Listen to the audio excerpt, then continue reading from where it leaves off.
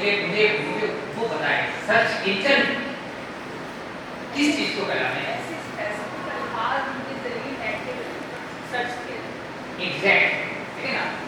अब वो जो सर्च इंजन है जो आपको मखसूस अल्फाज सर्च करने पर मखसूस वेबसाइट के लिंक्स आपके सामने लेकर आता है, वो सर्च इंजन कहलाता है। गूगल उनमें से एक है।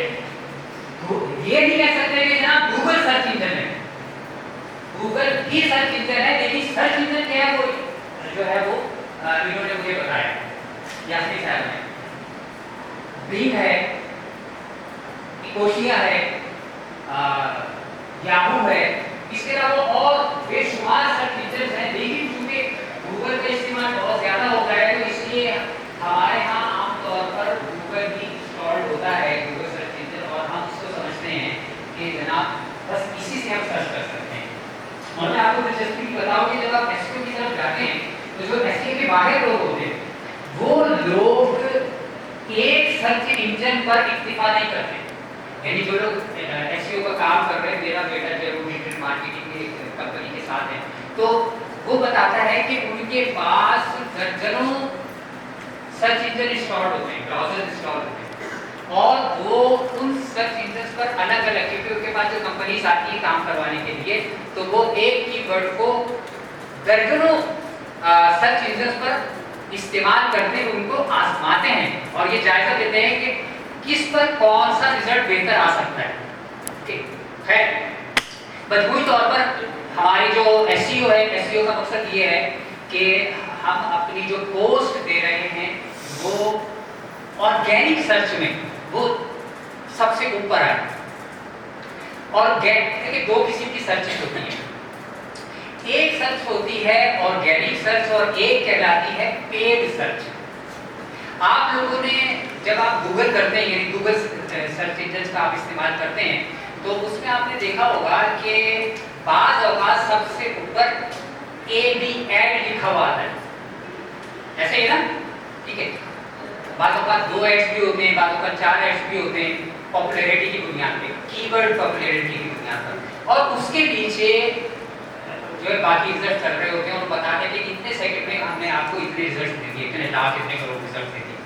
तो ये जो शुरू में जो रिजल्ट्स आते हैं जिस पे लिखा होता है ऐड, ये ऐड का मतलब ये है कि ये गूगल ने आपके कीवर्ड्स को सामने रखते हुए ऑर्गेनिक रिजल्ट पेश नहीं किए, इसको पैसे मिले, इस पर बिड हुई है, और उसने कहा कि जी आपने जब भी कोई आदमी इन कीवर्ड्स को सर्च करेगा तो इनकी बुनियाद पे आपने लोगों को हमारा ऐड दिखाना है, ठीक है। और ऑर्गेनिक होता है जिसमें आपने किसी को पे नहीं किया होता, सिर्फ आप एसईओ के जरिए से, और बाज़ औक़ात आप एसईओ किए बगैर भी अगर आपकी सर्च इतनी गज़ब की है तो आप पहले पेज पर आपका रिजल्ट आ जाता है। मिसाल के तौर पर, अभी का नहीं पता, मैं इस साल की बात नहीं कर रहा, आज से 4-5 साल पहले की बात ये है कि एक साहब ने मुझे बताया कि जी वो जो है माइंड साइंस इन उर्दू अगर हम लिखें तो सबसे पहले जो है वो आपकी वीडियोस आ जाती हैं।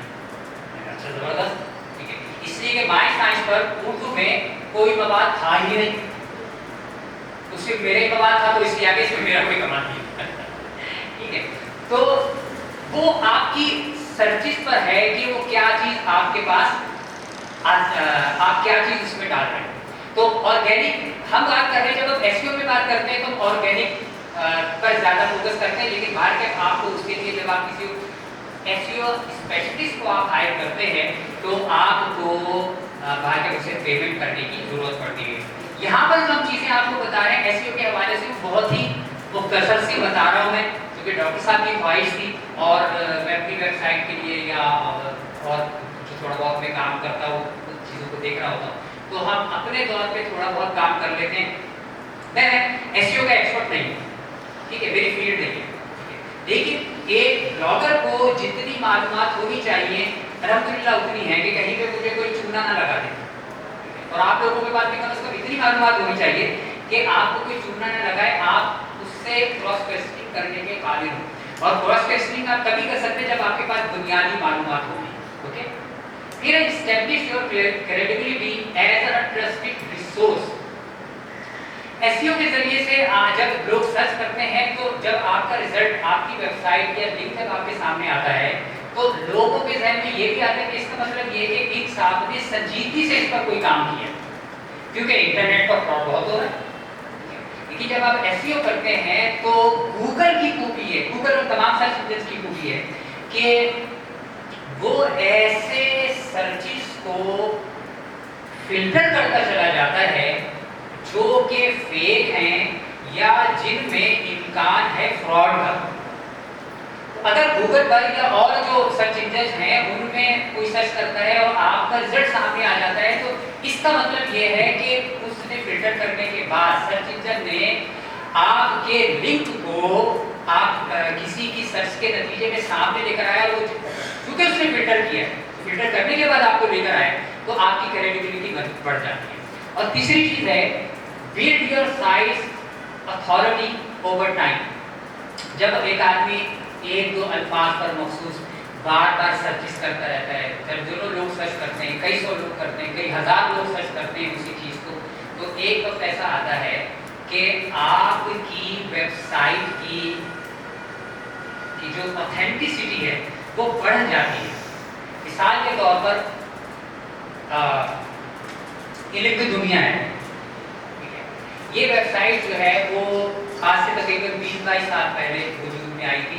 आपको एजुकेशन से मुतालिक अगर कोई मालूमात चाहिए, बहुत सादा वेबसाइट है, लेकिन जैसे वो आती है तो आज इल्म की दुनिया वेबसाइट ऐसी है कि उस पर लोग जाकर मुतमईन होते हैं कि जनाब एजुकेशन रिलेटेड खबरें इस पर बिल्कुल मुस्तनद होगी। इसी तरीके से आप अपनी नीश के एतबार से क्या ऑथेंटिसिटी अपनी बनाना चाह रहे हैं, ये आपके ऊपर है कि आप उसको कैसे प्लान करते हैं। फिर इसी में जो है ना 3 स्टेप मोटे मोटे में बता दूं।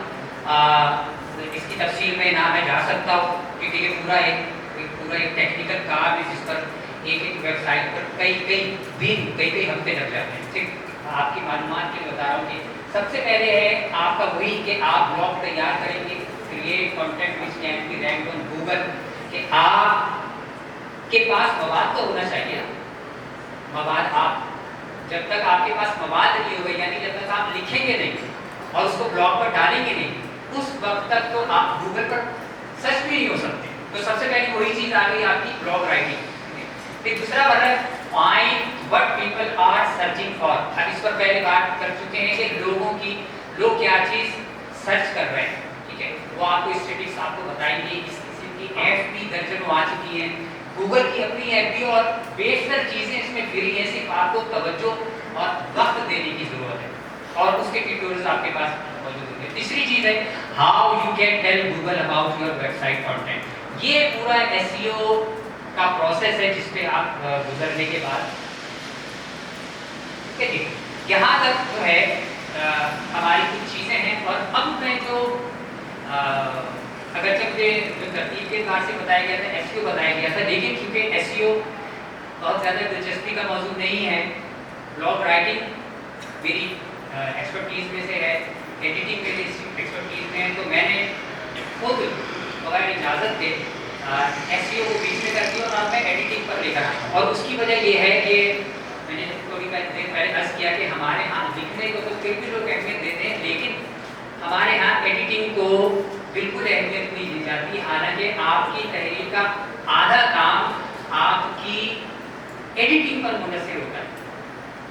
अगर आप एक अच्छे एडिटर हैं या अच्छे एडिटर से आप एडिटिंग करवाते हैं अपनी तहरीर की, तब जाकर आपकी तहरीर इस काबिल होती है कि वो कहीं पर शाये हो और फिर लोग उसको पढ़ें।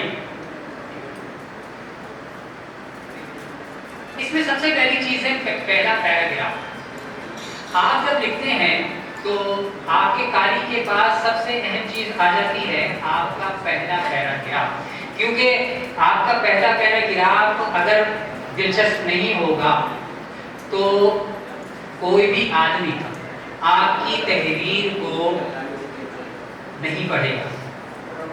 آپ جاوید چودھری کے کالم سے واقف ہیں. جاوید چودھری نے ایک نئی طرح پیدا کی تھی پاکستانی جرنلزم میں. اس کی سب سے بڑی خوبی یہ تھی, آج ہم دوسرے کالم نگار کے کام کرنے لگے کہ جاوید چودھری کی مقبولیت کی سب سے بڑی وجہ یہ ہے کہ جاوید چودھری کا جو پہلا کالم ہے, پہلا پیراگراف ہے, پہلا پیراگراف ہے, وہ پیراگراف اتنا سات انگیز ہوتا ہے کہ آدمی مجبور ہوتا ہے اس کے بعد پورے کالم کو پڑھنے کے لیے. جب ہم بلاگ پر آ جاتے ہیں تو بلاگ پر ریسرچ یہ کہتی ہے, ماہرین یہ بتاتے ہیں کہ بلاگ ریڈنگ میں پہلے 37 الفاظ, point to be noted, point to be pondered, پہلے 37 الفاظ آپ کے بلاگ کے ایسے ہیں جو یا تو قاری کو آپ کا پورا بلاگ پڑھنے پر مجبور کر دیتے ہیں, یا وہ آپ کے بلاگ کا ٹیب بند کر کے کسی دوسری جگہ چلا جاتا ہے. تو یہ 37 الفاظ, اس کا مطلب ہے یہ کام بہت مشکل.